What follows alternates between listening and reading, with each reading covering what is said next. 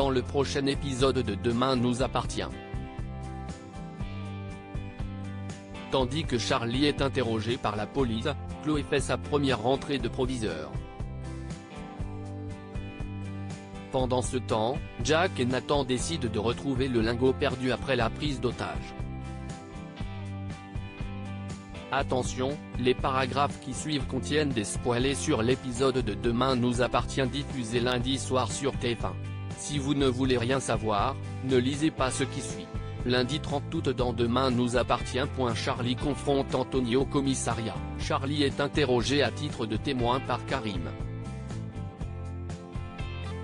Virginie, son avocate, argue qu'elle est tombée sous l'influence d'Anthony, et qu'elle a développé des sentiments pour lui sous l'effet du syndrome de Stockholm. Mais Karim ne l'entend pas de cette oreille.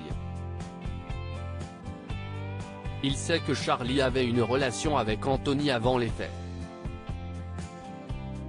Par ailleurs, plusieurs témoins du drame l'ont vu récupérer l'arme d'Ophélie qu'un des otages avait réussi à subtiliser pour la rendre à la braqueuse, ce qui prouve sa complicité. De son côté, Charlie nie toute implication dans l'opération. Karim décide alors de confronter Charlie à Anthony, incarcéré et en attente de jugement. Lorsque l'enquêteur lui demande si Charlie avait une quelconque implication dans le braquage, Anthony se met à rire, et déclare n'avoir aucune considération pour la jeune femme.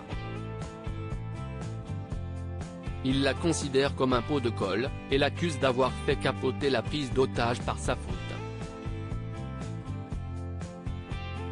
Profondément blessé à ces mots, Charlie est malgré tout innocenté grâce au témoignage d'Anthony, qui prouve qu'elle a agi sous le coup de l'émotion et non de la préméditation pendant la prise d'otage. En sortant du commissariat, Virginie l'accompagne jusqu'à ses parents, et conseille à ces derniers de veiller à l'état psychologique de leur fille, très affectée par les derniers événements. Jack lance une chasse au lingot en même temps que Nathan en lisant le journal. Sylvain fait remarquer à Christelle qu'un des lingots du braquage a été perdu dans la nature après que la prise d'otage a capoté. Il s'enthousiasme à l'idée de la somme qu'il représente, près de 50 000 €. Christelle soupire, peinant à croire que son époux soit d'aussi bonne humeur si peu de temps après avoir échappé à un drame. Cette information n'a pas non plus échappé à Nathan. À la paillote, il motive son ami Dorian pour partir à la recherche du lingot, suite à une information obtenue de la part de Charlie par Adrien sur l'endroit où se trouverait le lingot, aux abords de la forêt. De son côté, Jack, qui a eu vent du même conseil, entraîne Jordan et Lizzie dans les bois, muni d'un détecteur de métaux qu'il a emprunté. Alors qu'ils font une pause, ils croisent la route de Nathan et Dorian, et comprennent qu'on leur a donné les mêmes indications.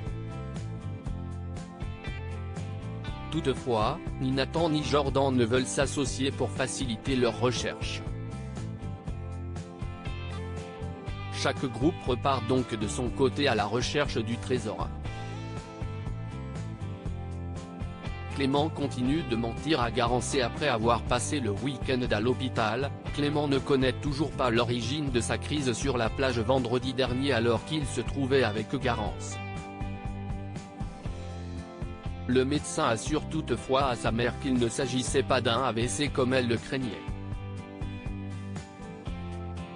Désormais autorisé à sortir de l'hôpital, Clément croise Garance et la rassure sur son état.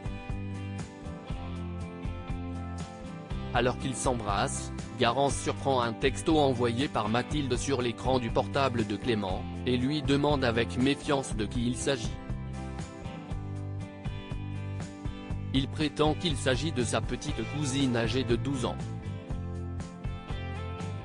De son côté, Mathilde désespère que Clément l'a ghosté tout le week-end, après lui avoir dit qu'il avait fait un malaise.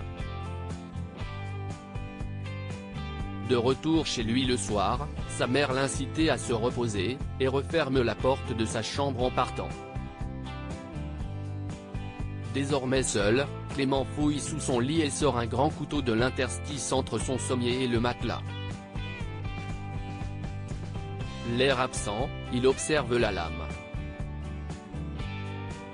Chloé prend ses fonctions de proviseuresse. C'est le grand jour pour Chloé, qui fait sa première rentrée en tant que proviseur au lycée Agnès Varda. Après avoir reçu les félicitations d'Alex, elle se rend devant l'établissement où elle est accueillie par Irène, la CPE du lycée. Celle-ci lui fait visiter les locaux, et lui assure qu'elle pourra compter sur elle en cas de besoin.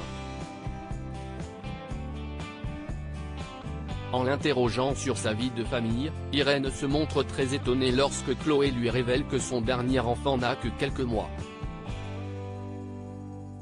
Elle la met alors en garde sur la charge de travail conséquente que son prédécesseur devait abattre, avec des horaires étendus très contraignants. Plus tard, en buvant un verre avec Sandrine qui s'apprête à partir pour la Martinique, Chloé lui fait part de son appréhension à l'idée de ne pas être à la hauteur du poste. Sandrine la rassure, mais lui suggère cependant de se méfier d'Irène. En effet, la CPE convoitait le poste de Chloé avant qu'il lui soit attribué, et risque bien de lui mettre des bâtons dans les roues.